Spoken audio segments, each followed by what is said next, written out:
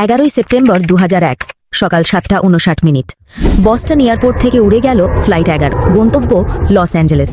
প্লেনে 11 জন ক্রু আর 81 জন যাত্রী, কিন্তু তখন কেউ জানত না এই যাত্রীদের মধ্যেই লুকিয়ে রয়েছে 5 জন টেররিস্ট। সকাল 8:14, রুট পরিবর্তন। ওড়ার কিছুক্ষণ পরেই বদলে গেল প্লেনের রুট। লস অ্যাঞ্জেলেস নয়, এবার এই প্লেনের গন্তব্য নিউ ইয়র্ক সিটি। সকাল 8:46, প্রথম আঘাত। নিউ ইয়র্কের ঘড়িতে তখন সকাল 8:46। হঠাৎ ওয়ার্ল্ড ট্রেড সেন্টারের নর্থ টাওয়ারে আছড়ে পড়ল ফ্লাইট 11। মুহূর্তেই জ্বলে উঠল এই বিল্ডিংয়ের 93 থেকে 99 তল। কাঁচ ভেঙে ছিটকে পড়ল মানুষ। চারিদিকে দাউ দাউ করে জ্বলছে আগুন। চিৎকার, কান্না আর আতঙ্কের মধ্যে নিস্তব্ধ হয়ে গেল নিউ ইয়র্ক। সবার চোখ তখন নর্থ টাওয়ারের দিকে। সকাল 9:03, দ্বিতীয় আঘাত। এর ঠিক 17 মিনিট পর ঘড়িতে তখন 9:03। ফ্লাইট 175 ধাক্কা মারল সাউথ টাওয়ারে। মুহূর্তেই জ্বলে ছাই হয়ে গেল এই বিল্ডিংয়ের 77 থেকে 85 তলা।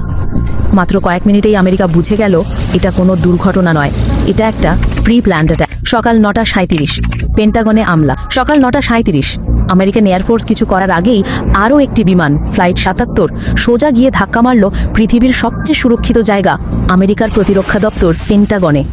মুহূর্তেই ঝরে গেল 125টি প্রাণ। আমেরিকা বুঝে গেল এটা কোনো দুর্ঘটনা নয়, এটা একটা ঘোষিত যুদ্ধ। সকাল 9:45, জরুরি অবস্থা। একটা নয়, দুটো নয়, পরপর 3-3টে প্লেন ক্র্যাশ, তাও আবার আমেরিকায়। গোটা বিশ্ব বুঝে গেল আমেরিকায় একটা বড় কিছু হতে চলেছে।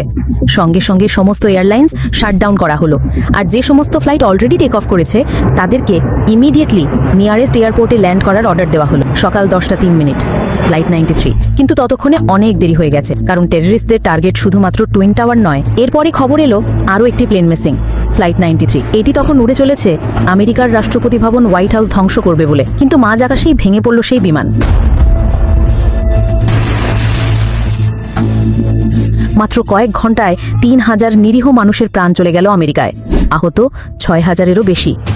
আর ক্ষতির অঙ্ক $8 ট্রিলিয়ন, যা ভারতীয় মুদ্রায় প্রায় 70,000 কোটি টাকা, যা এক ধাক্কায় শুধু আমেরিকা নয়, কাঁপিয়ে দিল গোটা বিশ্বকে।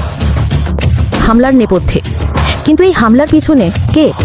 তদন্তে উঠে এলো একটাই নাম, ওসামা বিন লাদেন। এখন প্রশ্ন হলো, লাদেন কেন আমেরিকায় হামলা করেছিল? আমেরিকার সাথে তার এত কিসের শত্রুতা? বিশ্বের সেরা গোয়েন্দা সংস্থা হয়েও কেন এই হামলা আটকাতে পারল না FBI? অতীত।